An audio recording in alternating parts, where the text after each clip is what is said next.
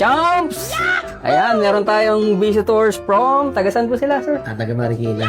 Ano pangalan po ni sir? Chardan. Si ma'am po. Dayan. Ayan, first time po kayo dito, no?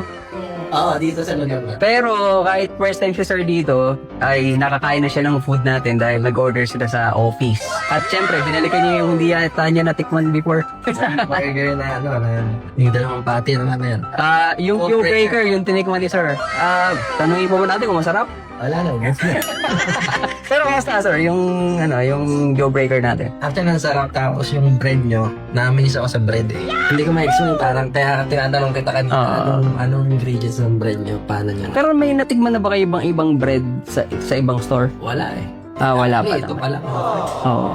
Pero kasi yung bread, pag tinitingnan ko sa ibang sa YouTube, parang hindi maganda. So yung sa inyo ang ganda eh.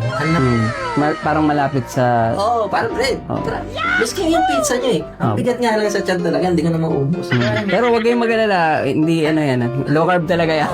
Hindi, ang pinupunto kasi ni sir, yung alam kasi natin kapag low carb bread, mga dense, ganyan, parang sa itsura pa lang, medyo mukhang mabigat na agad eh. Pero yung bread na gamit namin dito, try nyo kasi dapat pumunta rin kayo dito para magets nyo yung sinasabi ni sir. Masarap talaga yung bread nila, parang bread.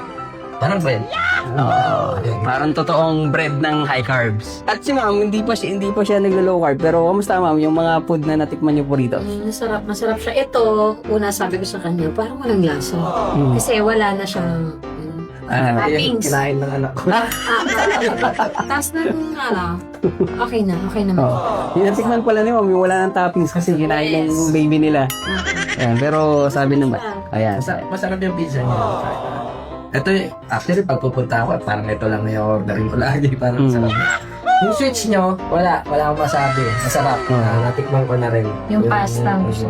May pasta ba? Yes po, meron po tayong spaghetti, meron tayong carbonara. Sige. Meron kayong dahilan para bumalik.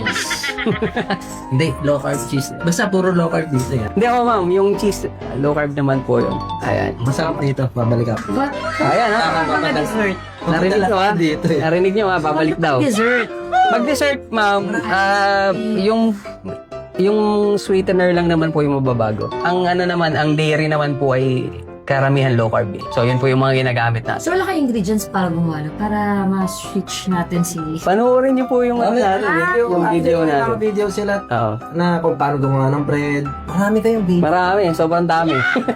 So, dun na ako nagka-interest dito sa shop na to. Tapos, binudin ko na rin yung mga office mate. Oo, ang lakas ni sir dun sa mga office mate niya. Nag-orderan na kami. Tapos yan, sabi ko, babalik ako dito kasi natikman ko. Hindi pa mga low carber yun. Hindi pa siya. Ako lang pa nila. Pero bumili sila ng mga food natin dito sa Grindahan. Alright, ikaw.